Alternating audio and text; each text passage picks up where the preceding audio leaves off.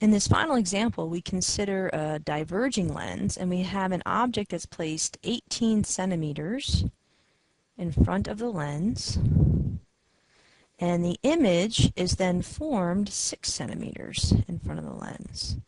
And the question asks us to determine what the focal length of the diverging lens is. And so we have to be very careful, and we need to make sure that we use the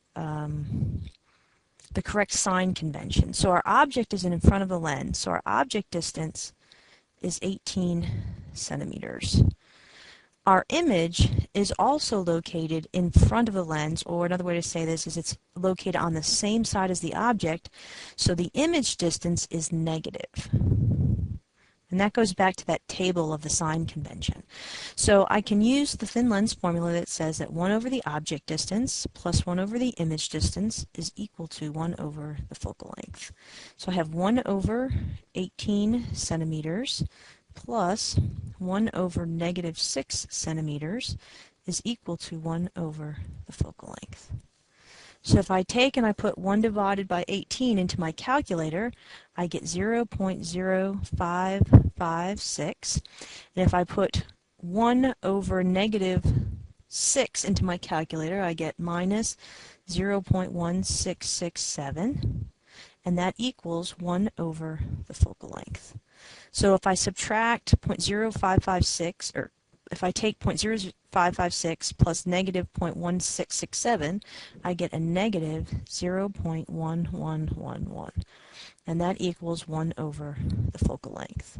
So if I want to solve for the focal length, since it's on the bottom, I have to multiply both sides by f, cancels off, and I get f times negative 0.1111 equals 1, and now I can divide both sides by, whoops, it's supposed to be 1, negative 0.1111.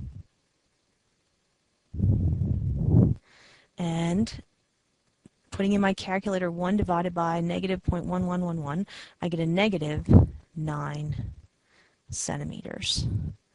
Now it's important actually that we get a negative value here, because the negative for this focal length tells us that it's a diverging lens. And so for diverging lenses, we know that the focal point, or the focal length, is always negative. We know that the image up here is always going to be formed in front of the lens, or the same side as the object, so it's going to have a negative value, and it's always going to be smaller.